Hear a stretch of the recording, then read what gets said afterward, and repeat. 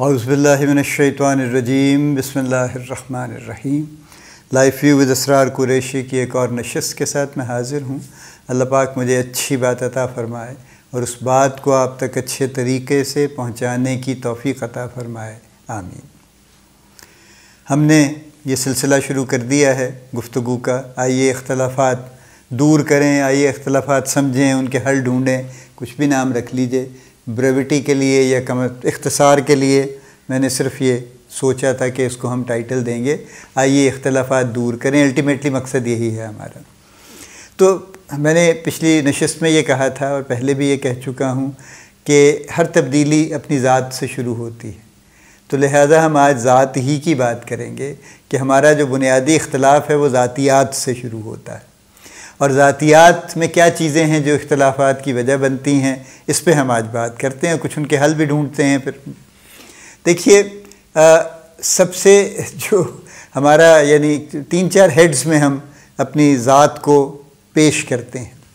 एक तो हमारा ऑब्वियसली जो आउटवर्ड हमारी अपीयरेंस है, वो हमारा एक हमारा जो नज़र आता है लोगों को, जो सामने नज़र आता है, जो भी हमारा हाल हुलिया है, जो हमारे नक्शो निगार हैं, जो हमारे तासुरात हैं, जिस तरह से हम ड्रेसअप होते हैं, जो भी हम करते हैं, ये हमारा बेसिकली वो है जिसको हम कहते हैं कि ये हमारी अपीयरेंस है। तो पहली तो ज़ातियात में ये चीज़ हमारी अपीयरेंस से शुरू हो जाती है, और एक्सपीरियंस में अपीयरेंस में यानी जो नज़र आता है उसमें पहला इख्तलाफ शुरू हो जाता है कि देखिए मैं बहुत साफ़ सुथरा नज़र आ रहा हूँ, मैंने बड़े ज़बरदस्त कपड़े पहने हुए हैं, मैंने बड़े ब्रांडेड कपड़े पहने हुए हैं, मैंने फ़लाँ किया हुआ है, मैंने ये परफ्यूम लगाई हुई है बड़ी खूबसूरत और बड़ी आला और खुशबू इसकी बहुत कमाल की है, और आप क्या ये शैबी कपड़े पहन के आ गए हैं। और कंपैरिजन एक पहले तो मेंटली शुरू हो जाता है कि यार ये मैं देख रहा हूँ इसको, ये बंदा मुझे ठीक नहीं लग रहा, इसके कपड़े ठीक नहीं हैं इसके। अच्छा, ये हमारा बहुत बड़ा मसला है। मैं कई और मुल्कों में अल्लाह का शुक्र है जा चुका हूँ, वहाँ ये मसला नज़र नहीं आता मैंने सबसे बड़ी इसकी बहुत साल पहले एग्ज़ाम्पल देखी। हम लोग गए गोवा में एक रीजनल ट्रेनिंग सेंटर, जिस मल्टीनेशनल में मैं काम करता था, उसमें वहाँ पे एक ट्रेनिंग कोर्स था 1 हफ़्ते का गोवा में। और वो हम ज़ाहिर है चूँकि ऑफिशियली जा रहे थे तो वीज़ा भी मिल गया, हम पहुँच भी गए। और उन्होंने कुछ अपने उनके इन हाउस ट्रेनर थे और एक किसी कंसल्टिंग कंपनी थी वहाँ पे, छोटी मोटी जो भी होगी, मुझे नहीं पता छोटी थी या बहुत बड़ी थी। बहरहाल एक कंसल्टिंग कंपनी के प्रेसिडेंट जो उसके ओनर भी थे, उनको भी उन्होंने इनवाइट किया हुआ था एज ए गेस्ट ट्रेनर। कुछ टॉपिक्स वो ले रहे थे। तो दूसरे या तीसरे दिन वो आए, तशरीफ़ लाए, और उन्होंने कुछ अजीब सा उनका हमारे स्टैंडर्ड के मुताबिक हुलिया था। उन्होंने कोई चूहे कलर का, जिसको हम कहते हैं ना, ये चूहा कलर भी बुरा नहीं होता वैसे तो, लेकिन कुछ अजीब मैले से कलर का उन्होंने कोट पहना हुआ था, ब्राउनिश किस्म का। उसके साथ को उन्होंने I am trying to recall, गलती भी हो सकती है इसमें, लेकिन था कुछ इसी किस्म का। कुछ उन्होंने सबसे डार्क ग्रीन कलर की कुछ शर्ट पहनी हुई थी, जो बहुत डार्क नहीं था, लाइट भी नहीं था, कि दरमियान में मीडियम ग्रीन कह लीजिए आप। उसके साथ उन्होंने कोई ब्राउन सी टाई लगाई हुई थी, और किसी एक और ही कलर की उन्होंने ट्राउज़र्स पहने हुए थे, विच इज़ फाइन। लेकिन जब उन्होंने बात शुरू की, जब उन्होंने ये अपनी बात का, अपने सेशन का आगाज़ किया, तो उन्होंने कहा कि today I have taken some time to dress myself up. ये उनके एग्जैक्ट वर्ड्स है, ये मुझे बिल्कुल यहाँ पे लिखे हुए हैं। And we looked at him कि अगर ड्रेसअप ये है तो फिर ना ड्रेसअप होना क्या है फिर हमारे स्टैंडर्ड से। And then I looked around, actually हम वहाँ पे कोई 10 दिन के करीब थे वहाँ पे भी। I mean roamed around Mumbai also, Bombay था उस वक्त तो, खैर अभी ये मुंबई हो गया या जो भी कह लीजिए। वी रोम्ड अराउंड दैट, और उसमें हमने ज़ाहिर है अच्छे कुछ 2-3 बड़े होटल्स में भी जाके ज़रा घूम फिर के देखा कि यहाँ के क्या हालात हैं। ड्रेस जितनी हमारी तवज्जो है लिबास पे, इतनी वहाँ पे नहीं, यानी आपको बिल्कुल। और ये हमारी बहुत सा उसका रिफ्लेक्शन आपको कराची में भी कई जगह पे नज़र आता है कि सेठ साहब बैठे हैं बड़े आम से हुलिये में, बड़े यानी गरीब से हुलिये में बैठे हैं, और आपको नहीं पता ये कितने करोड़ रुपए की असामी है एक्चुअली, क्योंकि उनका बुनियादी फ़ोकस कपड़े नहीं हैं। हमारा बुनियादी फ़ोकस कपड़े हो गए हैं समहाउ ना, इसलिए बड़ा हमारा ज़ोर है। ठीक है, पाकिस्तान में माशाल्लाह बड़ा अच्छा कपड़ा बनता है, मर्द औरतें बहुत अच्छी सेंस रखते हैं कपड़े पहनने की, लेकिन हम ज़रा ओवर एम्फसाइज़ कर रहे हैं। बट एनीवे, बैक टू, सो एक हमारा ये है दूसरे हमारे बोलने का स्टाइल है जो लोगों को, जिससे हम कंपेयर करते हैं लोगों को कि यार मैं तो बड़ी अच्छी अंग्रेज़ी बोलता हूँ, ये क्या इसने अंग्रेज़ी बोल ली है, इसको तो अंग्रेज़ी नहीं बोलनी आती, इसका तो एक्सेंट ही बड़ा पेंडू किस्म का है, और ये क्या बीच में पंजाबी मिला के बोल रहा है, या ये अपनी रीजनल लैंग्वेज के एक्सेंट में बोल रहा है, कोई प्रोनंसिएशन इसका अच्छा नहीं है, कोई इसका एक्सप्रेशन अच्छा नहीं है, क्या ये बात है। तो यानी हम उसका हमारा दूसरा कंपैरिजन फ़ौरन वो शुरू हो जाता है। तीसरा कंपैरिजन हम ये करते हैं कि हमारी असेसमेंट के मुताबिक इसके माली हालात क्या हैं, इज़ ही समबडी और इज़ शी समबडी, जो कि ज़रा जिनके मीन्स अच्छे हैं, ज़रा बेहतर इनके माली हालात हैं या कमज़ोर हैं। और अगर आपके अच्छे हैं और उसके कमज़ोर हैं तो फिर फौरी तौर पे एक वो कंपैरिजन वो भी हो जाता है कि अच्छा ये नीचे है ना मुझसे, तो खैर है कोई बात नहीं।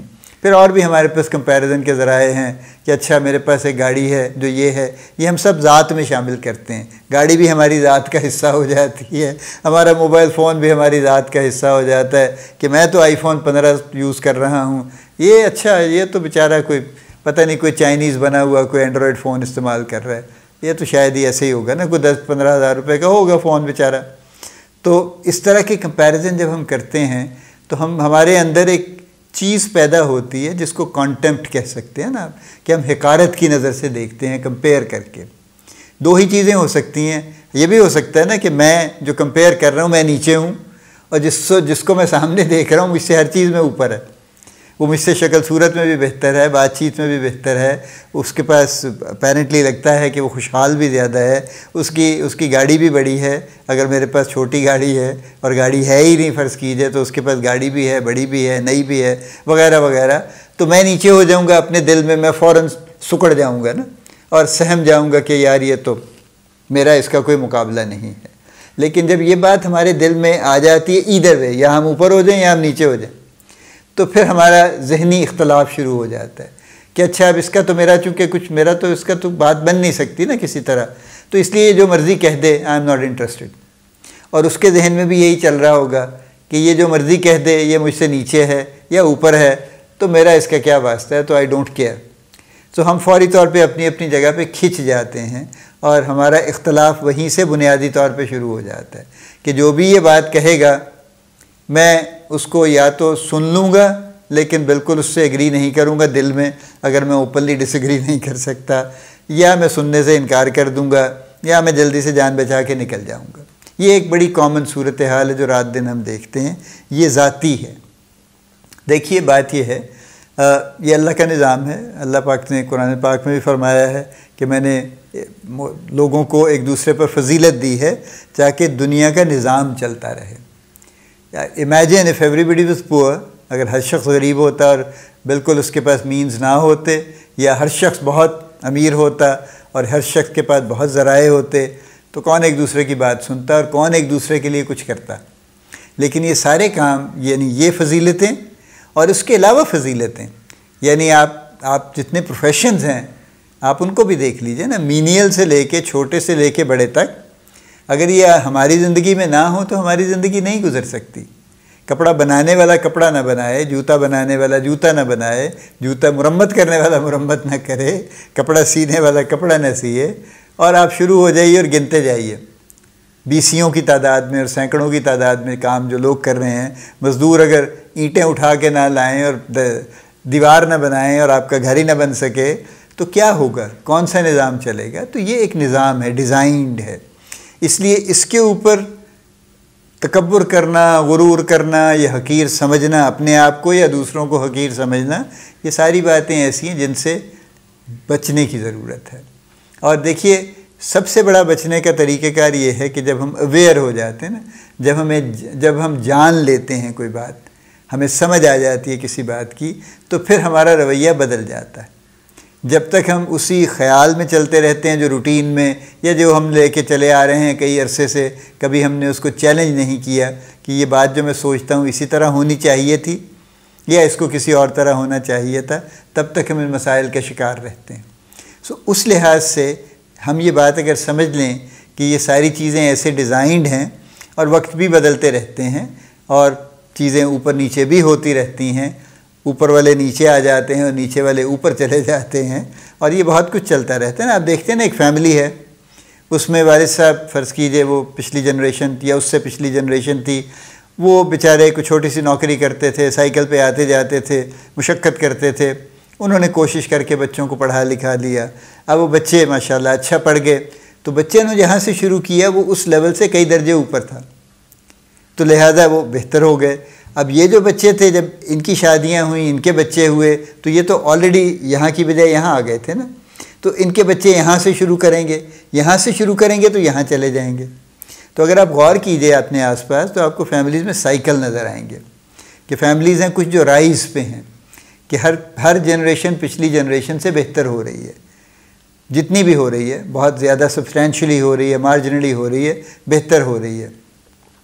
कुछ आपको फैमिलीज़ ऐसी नज़र आएंगी जो बहुत अच्छे होते थे, बहुत अच्छे हाल में होते थे, और उनके हाल हर जनरेशन में ख़राब हो रहा है कि वो जो ये जनरेशन है ये जायदाद बेचे जा रही है, अपने जो कुछ भी इनके असासे थे बेच के अपनी ज़िंदगी गुजारे जा रहे हैं। अब जो इनसे अगली जनरेशन आएगी वो बहुत बहुत कम ज़राए के साथ ज़िंदगी शुरू करेगी।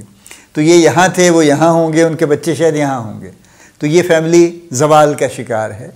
और ये साइकिल मैं अपने आसपास हर रोज़ देखता हूँ, ये चल रहे हैं। तो इसलिए ये कुदरत के निज़ाम भी हैं और हमारे अपने काम भी हैं, दोनों चीज़ें मिला के ये चल रहा है। इसलिए इसके बारे में समझ लीजिए कि ज़ातियात की बुनियाद पे इख्तलाफ करने की बहुत ही कमज़ोर वजह है, और इसलिए इस पे कोई जवाज़ नहीं बनता। तो इस पे आप गौर कर लीजिए, आइंदा जब भी आप किसी से मिलें या जब भी आप कंपेयर करें तो इस पे गौर कर लीजिए कि क्या ये मुकाबला, ये तकाबुल जायज़ है, नहीं है तो फिर उसको क्यों करना है। और ये बात आप अपने आप को कंट्रोल कर सकते हैं, आप दूसरे शख्स को नहीं कर सकते। वो जो मर्ज़ी करता रहे, वो आपको अपने से बरतर समझे, कमतर समझे, कुछ भी करे, उस पर आपका इख्तियार नहीं है, अपनी ज़ात पे आपका इख्तियार है, उसको ठीक कर लीजिए। अल्लाह पाक आपको बड़ी कामयाबियाँ अता फ़रमाए, अल्लाह पाक आपका हामी व नासिर हो, हम सब का हामी व नासिर हो, आमीन।